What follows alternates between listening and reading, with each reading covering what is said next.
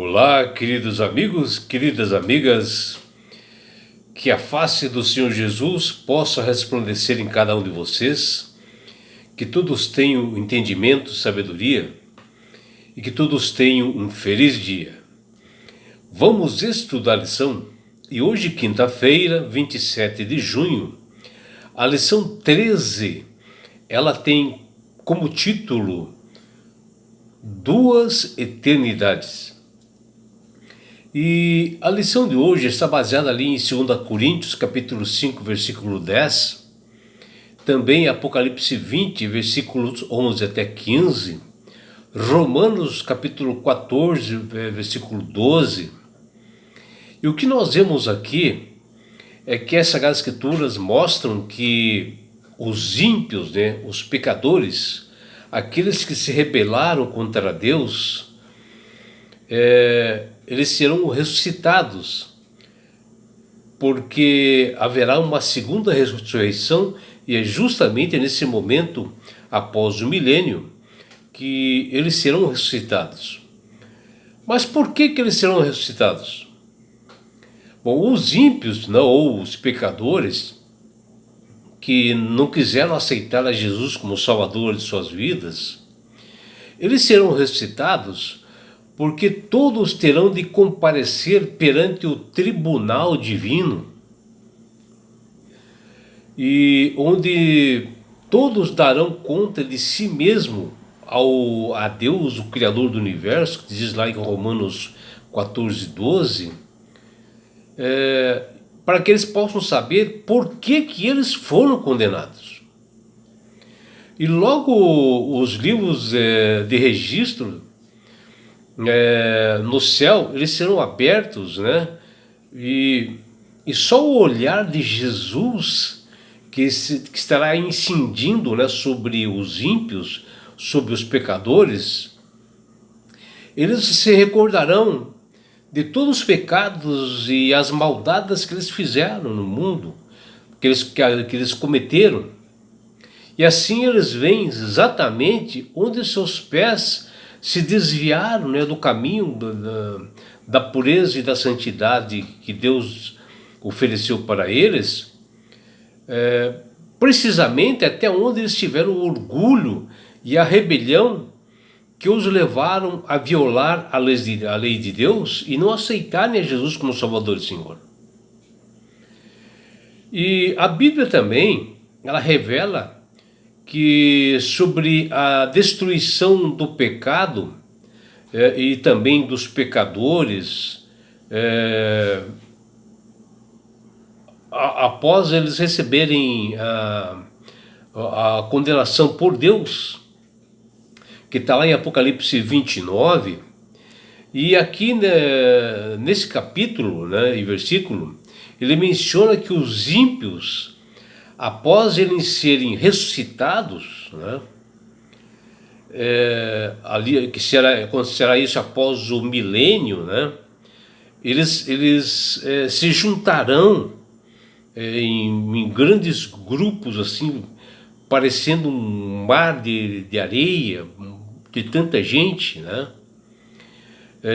e junto com Satanás e seus anjos, eles se preparam para guerrear contra os justos que estavam se encontrando ali acampados na cidade santa da Nova Jerusalém, que ela foi transladada lá do céu para aqui, para a terra, e após essa atitude dos ímpios querer realmente atacar os santos, virá fogo dos céus através do poder de Deus, que irá consumir a todos eles, até o diabo, o sedutor deles, será lançado num grande lago de fogo, de enxofre, e ali estarão os ímpios também, e as bestas, e esse lago de fogo consumirá com todas essas pessoas maldosas, que tentaram realmente se escarnecer do poder de Deus. E a Bíblia afirma, né, a existência de duas ressurreições, que está lá em João capítulo 5, 25, versículo 28 e 29, que nos diz: não vos maravilheis disto, porque vem a hora em que todos os que se acham nos túmulos ouvirão a sua voz e sairão. Os que tiverem feito o bem para a ressurreição da vida, e os que tiverem praticado o mal para a ressurreição do juízo. Né?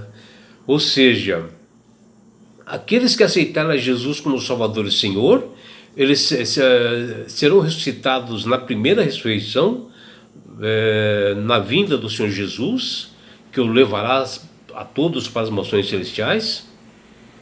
E lá passarão 1000 anos, e somente após isso que haverá uma segunda ressurreição, que é justamente dos ímpios, e todos estarão diante do tribunal de Deus. Agora o livro de Apocalipse, ele completa após isso, e diz lá em Apocalipse 20, Apocalipse capítulo 20, versículos 5 a 6. O restante dos mortos não reviverão até que se complete 1000 anos. Bem-aventurado e santo é aquele que tem parte na primeira ressurreição. Sobre este, a segunda morte não tem autoridade. Pelo contrário, serão sacerdotes de Deus e de Cristo e reinarão com ele 1000 anos. Veja que lindo, né? E a Bíblia ensina que haverá uma ressurreição por ocasião da segunda vinda de Jesus, que será somente a ressurreição dos justos, né? Ou aqueles que aceitaram a Jesus como Salvador e Senhor de suas vidas, que diz lá em 1 Tessalonicenses capítulo 4, versículo 16. Já a outra ressurreição, a segunda, que será o período de 1000 anos, né? Após 1000 anos, dos ímpios, aqueles que não aceitaram a Cristo, está lá em Apocalipse capítulo 20, versículo 5. Essa segunda ressurreição, a dos ímpios, ela não será com o intuito de dar-lhes outra chance de salvação. Porque a porta da graça, nesse momento, já havia fechado para eles.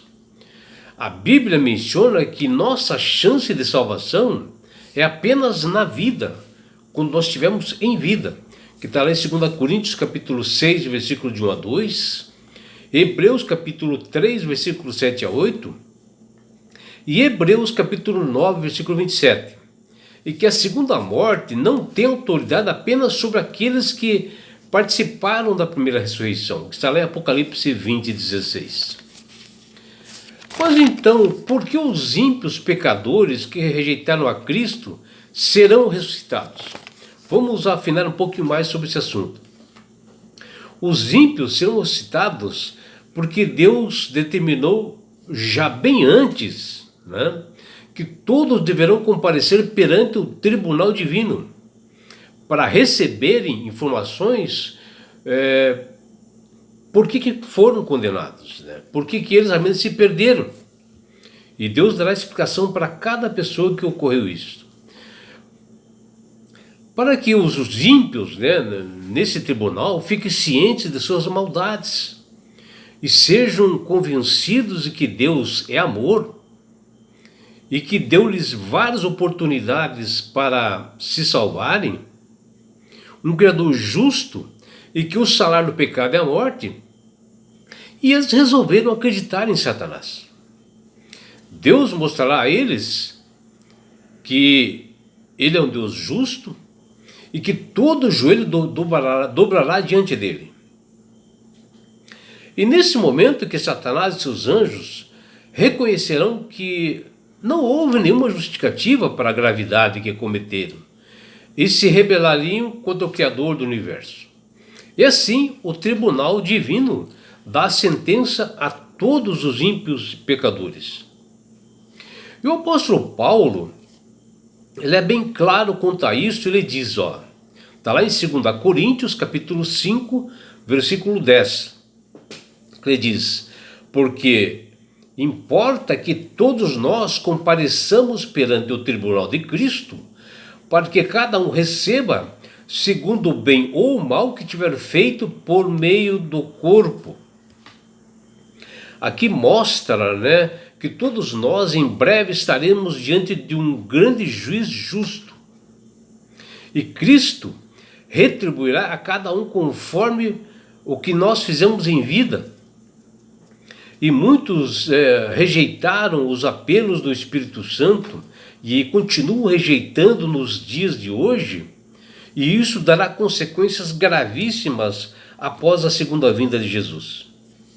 O motivo para a ressurreição dos ímpios é este: receber a sentença com respeito às escolhas que eles mesmos fizeram, que rejeitaram o Filho de Deus, fizeram escárnio, maltrataram o Filho de Deus, e isto o fizeram por um livre-arbítrio que Deus deu para todos escolherem. Porém, não haverá nenhum sofrimento assim eterno, como muitas doutrinas pregam e afirmam, né? Quanto ao fogo eterno que eles comentam, né? Isto não haverá, meus amigos, porque Deus não quer a maldade de ninguém, nem eternidade é alguém que sofra por isso. Isto é totalmente contrário ao caráter de um Deus de amor. A pena permanente para o pecado é a separação eterna de Deus, a fonte da vida. Quando se fala fogo eterno, né, que está lá em Mateus 25, versículo 46, quer dizer que até que se tenha combustível para queimar, até que existam ímpios a serem queimados naquele fogo lá. Isso é eterno, porque o fogo é eterno, porque o fogo veio de Deus, veio do céu esse fogo, né? Porque veio da eternidade esse fogo. O fogo, então, ele é eterno porque tem que queimar todo aquele combustível que tem ali. O fogo, até o fogo se apague, enquanto não houver completamente a sua missão destruidora. Eternos são as consequências, né, desse povo, né? Porque morrerão para sempre, nunca mais se aparecerão. Aqueles que foram destruídos jamais voltarão à existência. E quando se passarem os 1000 anos, que os ímpios, né, serão ressuscitados, é o momento que a Bíblia diz que Satanás será solto, né? Ou seja, agora ele tem alguém para tentar, que são essas pessoas que foram ressuscitadas. Está lá em Apocalipse 27, que é chamada da segunda ressurreição.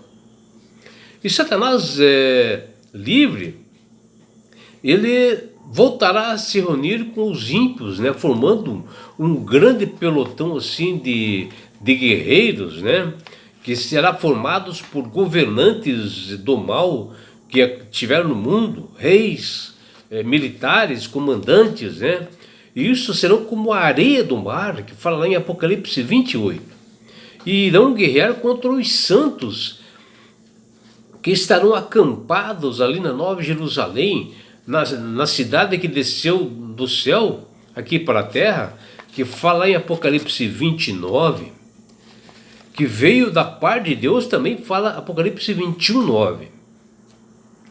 Mas Satanás não terá êxito, porque Deus do céu envia um fogo eterno, né, que destruirá e exterminará todos os anjos e ímpios de uma só vez, por todos e para sempre, que fala em Apocalipse capítulo 20, versículo 9.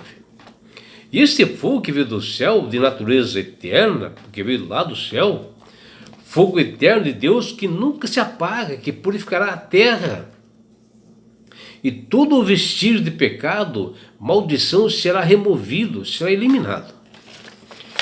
E é por isso, meu amigo, minha amiga, que Deus tem clamado, e Deus tem falado através do Espírito Santo,